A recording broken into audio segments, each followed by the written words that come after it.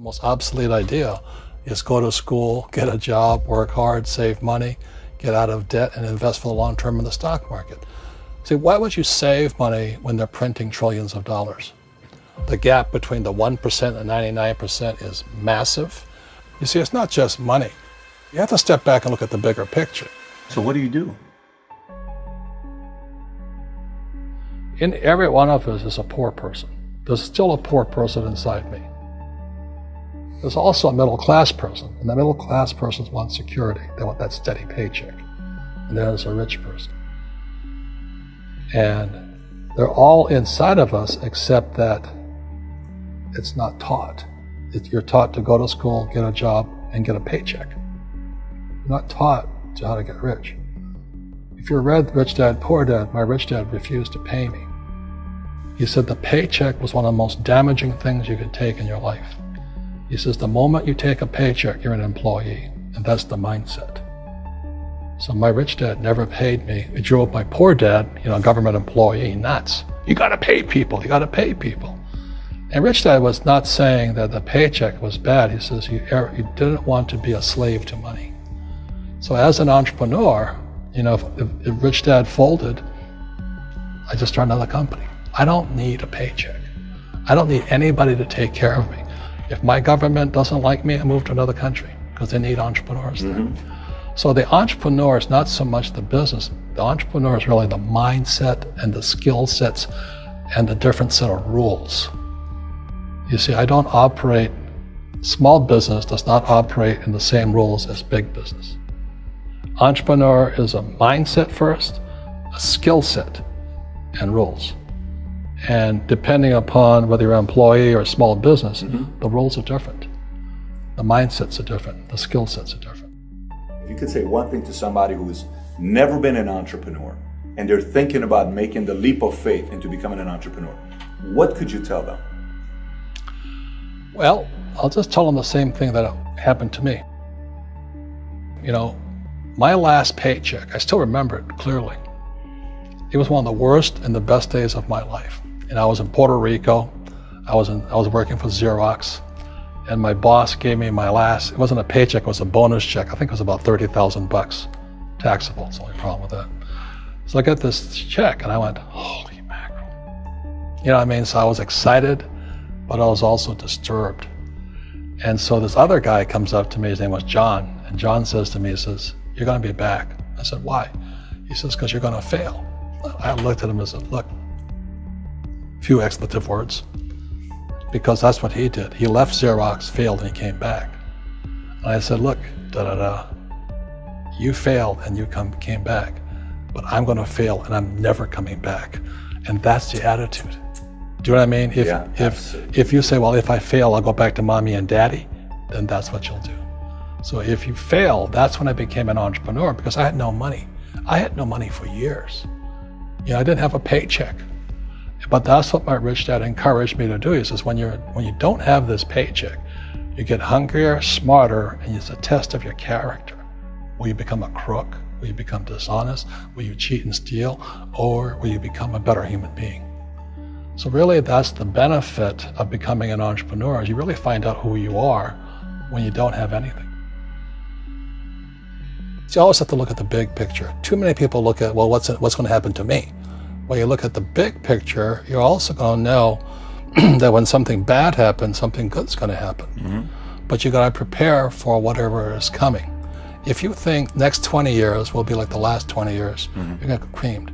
When you and I go to the supermarket and we buy a carton of milk, we always check for the expiration date. But most people do not check for the expiration date on their brains. Instead of get out of debt, I get into debt. I just refinanced $300 million in debt. I went from 5% to 2.5% interest. I made a fortune. Every month, more money comes in because my cost of money has gone down. So while some financial experts are saying get out of debt, I'm saying learn how to use debt.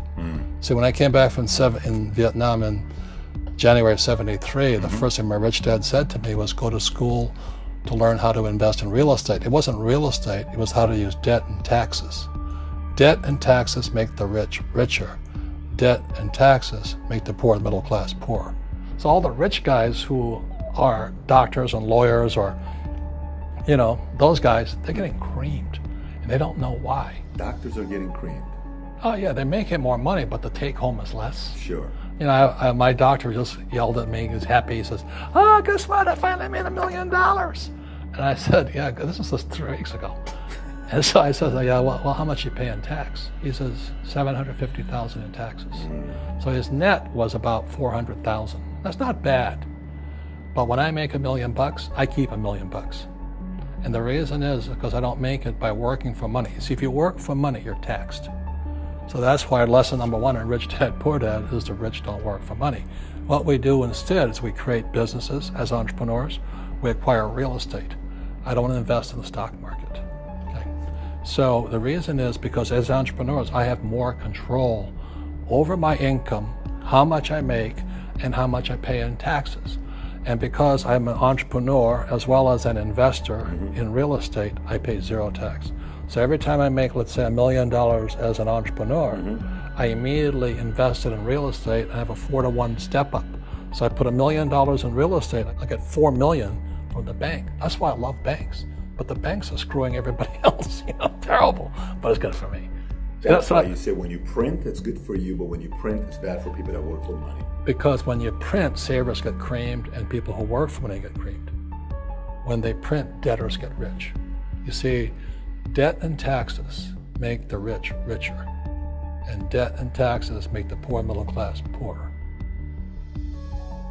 When we have obsolete ideas, we get obsolete results. So what's happening for most people, the idea of going to school, getting a job, working hard, saving money, getting out of debt, buying your house because it's an asset, investing for the long term, is obsolete. The world has changed. The world changed in 1971 when President Nixon took us off the gold standard and money became debt. What if we get rid of school? Then what would happen? Would it be better if we had no educational system at all? No, I'm saying education is more important before. It's just obsolete. There's Moore's Law which states information doubles every 18 months. In other words, everything's obsolete 18 months. So, and this is just a recent phenomenon. So when you come out of school, you're already obsolete. And that's why I'm the old guy, I meet my friends who went to Harvard. Say, I went to Harvard. I said, yeah, that was how long, 50 years ago?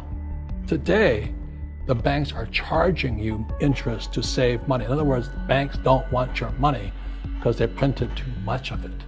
And that's why there's this bubbles in stocks and bubbles in real estate and all this. People are dumping the cash because, as I said in here, savers are losers and cash is trash.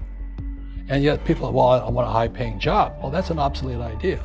Get out of debt is an obsolete idea. You should learn how to get into debt, how to use debt to get rich, and they'll never teach you about taxes. The reason the 1% is way up here and the 99% are going this way is because when you print money, 2 things happen: inflation and taxes.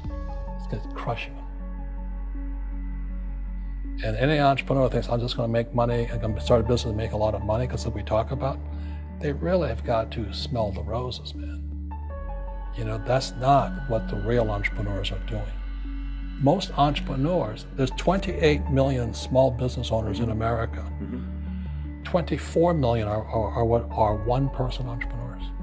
They're called non-employee entrepreneurs. So and that's what happens is when people don't really understand what an entrepreneur does. So most big people are self-employed, but they're not really entrepreneurs. The self-employed pay the highest taxes of all, and nobody tells them that. Yeah, it's also called the entrepreneurial spirit, but what we were actually talking about was there's no such thing as a bad economy. There's the external, you and I, we all have an external economy, but we also have an internal economy, and the willpower is to change our internal economy. So for me, I can see the good and I can see the bad. I don't really give a damn because I'm going to be rich anyway. But a poor person with a poor personal economy, all they're going to see is a bad economy because they don't know how to make money in any economy. And a middle class person, they have a middle class economy. What they want is a nice house, and a steady paycheck, and the job and the car.